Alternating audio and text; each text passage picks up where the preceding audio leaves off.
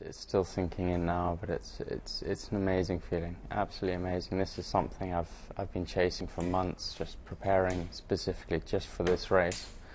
So to have come through and be wearing the yellow jersey, coming down the Champs-Élysées yesterday evening, that really was an amazing feeling. I mean, you must have played it over in your mind so many times. How did it actually feel when you were doing it? It's a strange one, because I prepared myself to sort of imagine that there were going to be thousands of people and it was going to be a bit of a scrum coming into the final there, but it really, nothing could have prepared me for that. It really was just, I was overwhelmed with emotion. I could feel myself just sort of welling up with tears, riding with my teammates, just coming up to the finish line there. It really was a special moment. How many more do you think you can go on and win? I'd at least like to line up and contend the best I can for, I don't know, the next 4 or 5 years at least. If I ever get to win another one, who knows? But at least if I could be there in my best condition and at least go for it, that would be me done. Already Dave Brailsford's talking about having Bradley back next year. Is it possible for both of you to be in the same team, do you think? I think it depends on the course, what conditions there are, what plays to our strengths, what plays to our weaknesses. But if Dave says it's possible, then I'm sure it is possible. On the podium, you said this is one yellow jersey that will stand the test of time. Why did you say that?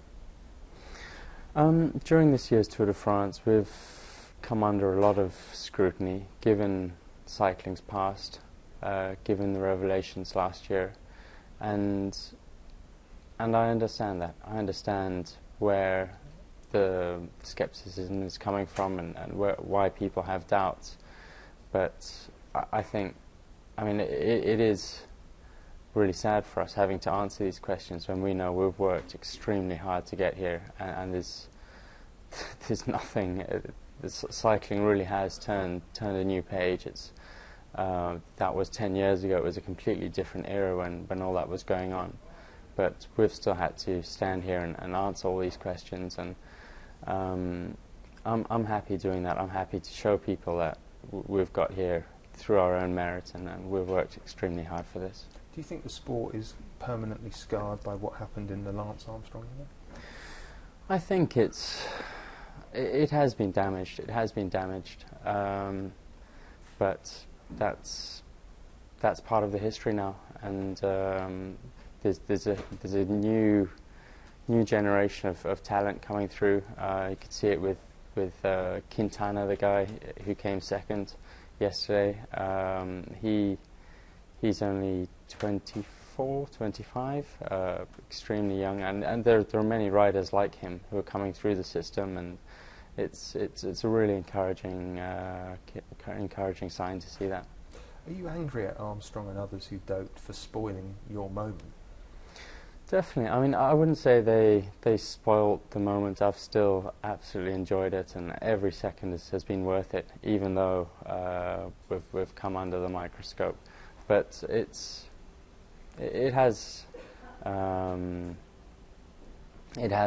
left it with a bit of a strange feeling in that respect, and it doesn't seem fitting that we're here answering questions for what they did in the past.